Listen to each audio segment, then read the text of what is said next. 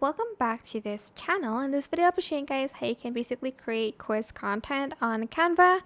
So when you're on the design here, just type in quiz content and then you're just going to type that in, and as you can see it's going to like show these, and you can basically choose whichever one you want. So I'm just going to, for instance, select this one, and you're going to type in, for instance, like it's about your brand, you're doing a giveaway or something.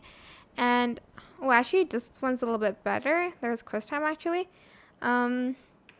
What's the capital city of Australia, for instance?